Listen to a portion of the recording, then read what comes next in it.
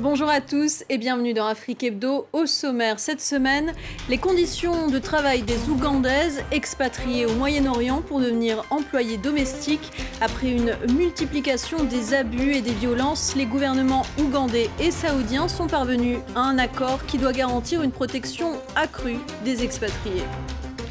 Les Ivoiriens en colère contre les opérateurs télécoms, les fournisseurs d'accès ont tenté d'augmenter leurs tarifs tout en diminuant le volume de données inclus dans les forfaits d'Internet mobile. Elle mêle sa voix mezzo-soprano aux différentes polyphonies africaines sur une musique inspirée des sonorités mandingues, du jazz et du flamenco. La chanteuse et compositrice Julia Sarr est notre invitée. Chaque année, des milliers d'Ougandaises s'envolent vers le Moyen-Orient, notamment vers l'Arabie Saoudite, pour devenir employées domestiques et gagner un meilleur salaire. Mais une fois arrivées sur place, elles peuvent être victimes d'abus, d'agressions et de mauvais traitements. Pour y mettre un terme, Kampala a négocié un accord bilatéral avec Riyad. Il prévoit notamment une couverture sociale et des conditions de travail décentes. Reportage de notre correspondant Clément Diroumain. À 22 ans, Carole Namugaya va bientôt s'envoler vers l'Arabie Saoudite, comme des milliers d'autres jeunes Ougandaises. Elle y gagnera 2 fois le salaire moyen de son pays. Je veux avoir de l'argent pour ensuite aider ma famille et créer un commerce en rentrant ici. Et aussi payer les frais d'école de mes frères et sœurs. Carole a dû attendre la reprise fin mars d'un accord entre l'Ouganda et l'Arabie Saoudite en renégociation suite à des différends entre les deux pays. Pour se préparer, elle reçoit la visite de Jennifer, une ancienne travailleuse à Oman. Ils aiment tellement leurs enfants, donc tu dois aussi aimer les enfants de la famille et ça se passera bien pour toi. Cette jeune Ougandaise a créé son association pour protéger les domestiques. Plus de 80 000 travailleurs partent chaque année au Moyen-Orient, mais pour certains, le travail se transforme en cauchemar. Violence, séquestration, non-respect des contrats. Jennifer enregistre des centaines de plaintes par an. C'est comme si vous étiez leur propriété. Les termes du contrat, ils s'en fichent. Peut-être qu'un homme peut vous forcer à coucher avec lui. Et si vous refusez, il peut vous jeter du 4e étage et c'est la mort assurée. Malgré ces risques, partir est souvent l'unique option. Rebecca a travaillé 4 ans comme domestique. Elle se dit chanceuse puisque ses employeurs ne la battaient pas. Il n'y a pas de jour de repos pour les domestiques. On travaille aussi la nuit. Nous n'avons même pas le droit de garder notre passeport. C'est comme si nous étions prisonnières. Si quelqu'un vous confisque vos papiers, vous ne pouvez rien faire. Selon le gouvernement, le nouvel accord prévoit une protection accrue des expatriés. Ils ont besoin de nos travailleurs et nous devons aussi résoudre certaines difficultés comme le chômage et la pauvreté. Nous nous penchons sur leurs assurances médicales, le rapatriement, des problèmes standards en ce qui concerne le bien-être des travailleurs migrants dans un autre pays. Une préoccupation des autorités liée à des revenus importants. Depuis le Moyen-Orient, 150 000 Ougandais envoient chaque année environ 900 millions de dollars à leurs proches. L'Afrique subsaharienne souffre d'un Internet trop cher. Les utilisateurs y paient des tarifs parmi les plus élevés au monde, avec toutefois de très fortes disparités entre les pays. En Côte d'Ivoire, alors que le coût moyen d'un gigaoctet fait partie des plus chers, les 3 opérateurs principaux ont diminué début avril le volume de données incluses dans les forfaits 4G, tout en maintenant leur prix. Face à l'ampleur de la contestation et à l'intervention du gouvernement, ils ont finalement fait marche arrière, mais les utilisateurs ne décolèrent pas. Reportage de Sadia Mandjou. Dans ce point de vente, 1 giga d'Internet coûte à nouveau 500 francs. Ces 2 dernières semaines, pour le même prix, les consommateurs n'ont eu que la moitié. Un scandale pour ce vendeur de recharge qui dénonce une injustice. Moi, je suis allé au Burkina, je suis allé au Mali, je suis allé au Bénin. Ce n'est pas le même prix. Pourtant, nous sommes tous en Afrique. Normalement, en Côte d'Ivoire, on dit l'émergence. On doit émerger sur tous les domaines. Ce n'est pas seulement que d'autres choses. On doit émerger sur tous les domaines. En Côte d'Ivoire, le prix de la 4G est 3 fois plus élevé qu'au Sénégal et 5 fois plus qu'au Ghana. Pour Jean-Christian Conan, auteur de la pétition contre la hausse du prix de l'Internet, signée par plus de 45 000 personnes, il s'agit d'un problème de monopole.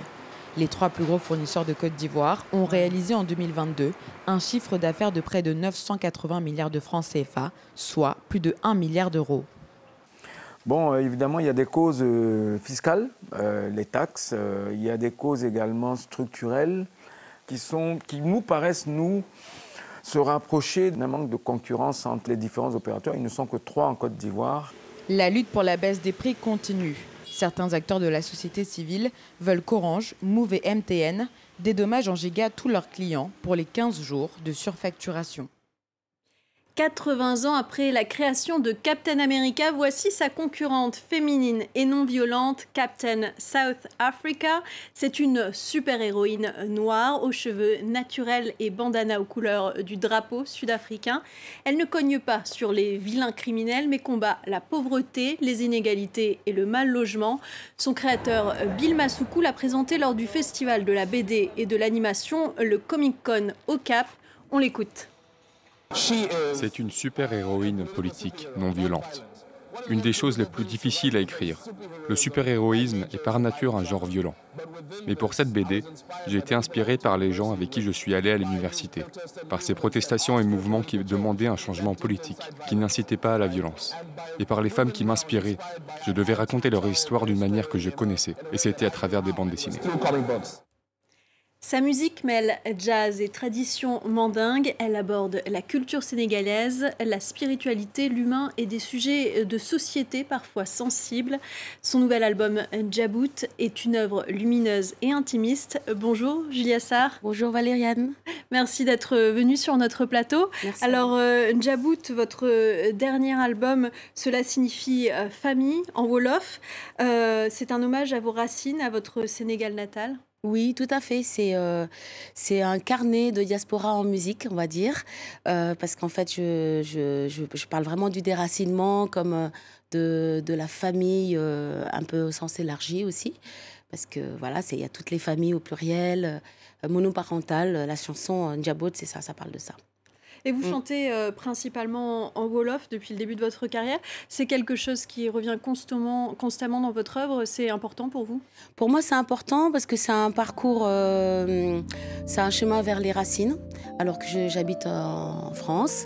Et pour moi, c'est presque militant de garder ce Wolof natal, ce Wolof ancestral, et qui a beaucoup de signification pour moi.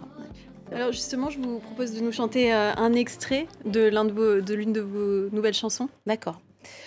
Masuma kasa yawar limadal dainawar wahbi yombulawar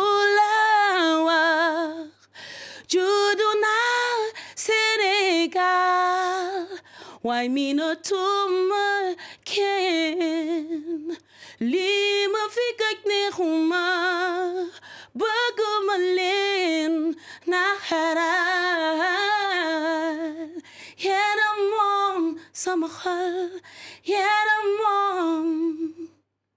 Magnifique. Pour ceux qui n'ont pas la chance de parler Wolof, qu'est-ce que ça signifie, ce que vous venez de nous chanter? En fait, je m'adresse au Sénégal en disant tout mon amour alors que je suis loin, alors que c'est vrai que quand je viens, des fois, il me faut un temps de réadaptation. Et je pense que c'est un peu pour la même chose pour toutes les personnes qui quittent leur pays et qui doivent se reconnecter aux personnes et à l'environnement voilà, proche. Et je dis Dainawar parce que c'est très bizarre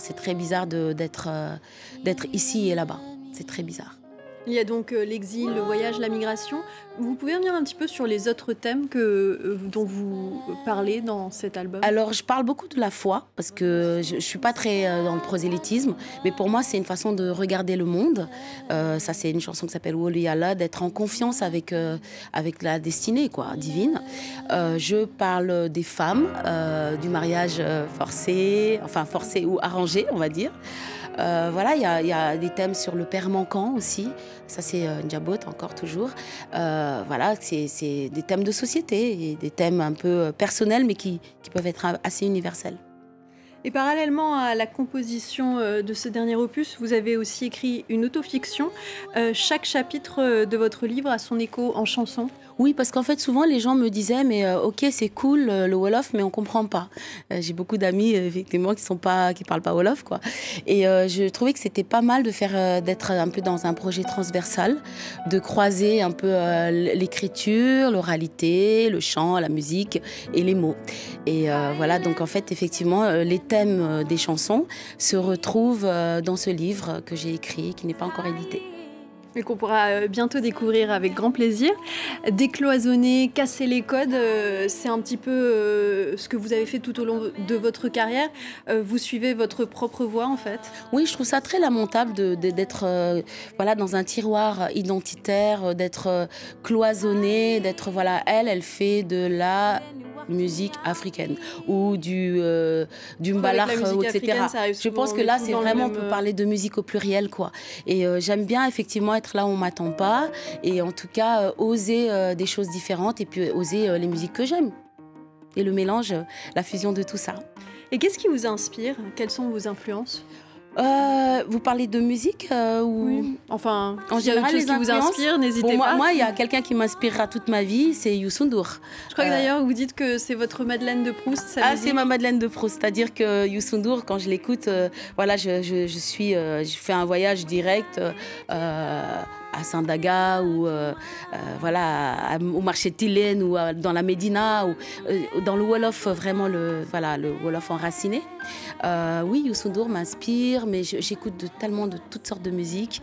Et ce qui m'inspire, je crois, c'est la vie de tous les jours. Voilà, le quotidien, c'est passionnant, mine de rien. J'imagine qu'il y a plein de thèmes à traiter. Oui. Concernant Youssou N'Dour, vous avez fini par chanter avec lui. Ah oui, j'ai eu cette chance de faire pas mal de chœurs avec lui sur l'album Dakar Kingston et même l'album Womat. Et dans mon album, là, il a une phrase, il a une phrase parlée qui est un hommage à Habib Faye. Et quels sont vos projets pour l'avenir? Les projets, c'est de pouvoir être sur scène. J'ai un trio, piano Fred Soul, percussion Stéphane Edouard, et de pouvoir présenter cet album voilà, sur les scènes du monde. Du monde entier, on vous le souhaite, et on souhaite aussi à nos téléspectateurs de pouvoir vous retrouver en Afrique. Merci beaucoup d'avoir été avec nous. Merci. Merci Julia Sarr. Merci. Et merci à vous de nous avoir suivis. À très vite sur France 24.